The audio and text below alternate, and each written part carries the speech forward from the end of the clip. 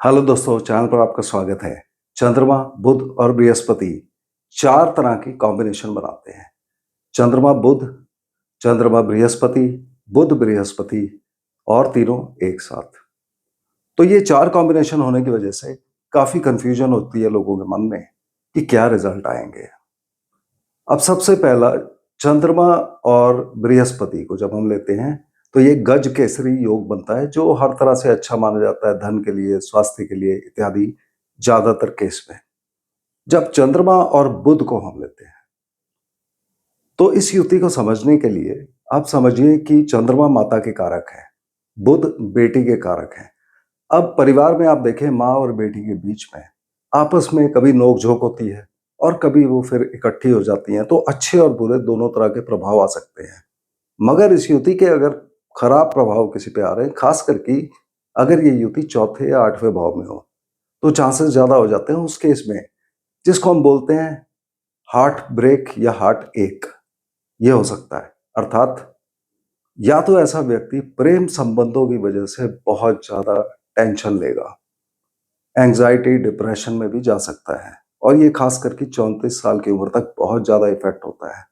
और अगर ऐसा नहीं है तो ऐसा भी देखा गया है कि व्यक्ति के दिल में कोई ना कोई प्रॉब्लम होगी, अर्थात दिल में से हार्ट मरमर या कोई आवाज़ आ रही होती है या दिल में छोटा-सा छेद होना कुछ लोगों के होता है, वैसा हो सकता है ऐसे केस में।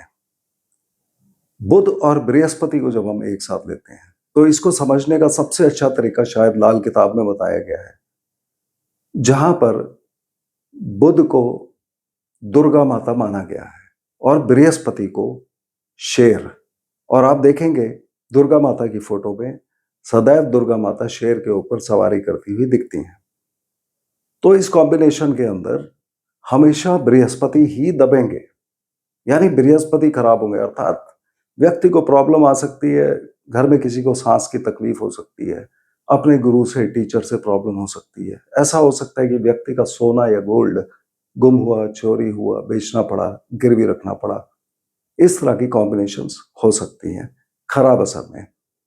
मगर जब ये तीनों इकट्ठे हो जाते हैं, तब इन तीनों ग्रहों की युति अगर हो, तो वो ज़्यादातर केस में अच्छे प्रभाव देती है। खास करके धन के लिए ये बहुत अच्छा हो जाता है, सिवाय खाना नंबर 3 के या तीसरे भाव के रिगार्डिंग, वहाँ पर ये तीनों ग्रह खराब होने का चांस बहुत ज़्यादा हो जाता है।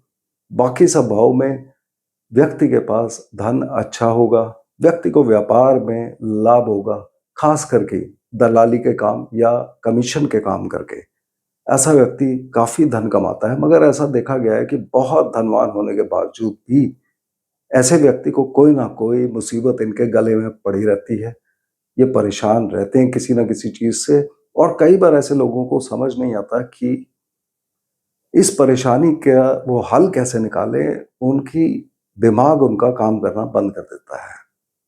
मगर फिर भी तीसरे के अलावा बाकी सब भाव में ज़्यादातर हम अच्छा धनवान व्यक्ति ही देखते हैं ऐसे व्यक्ति को। यदि द्वितीय भाव में ये कॉम्बिनेशन हो, तो वो पिता पर भारी पड़ सकता है और यदि चतुर्थ भाव में ये कॉम्बिनेशन हो, तो वो माता के ऊपर भारी पड़ सकता है। तो इस तरह से आप इस युति को समझिए, डे टू डे लाइफ से उसे कनेक्ट करिए। तो अगले वीडियो में हम फिर मिलते हैं, तब तक के लिए धन्यवाद।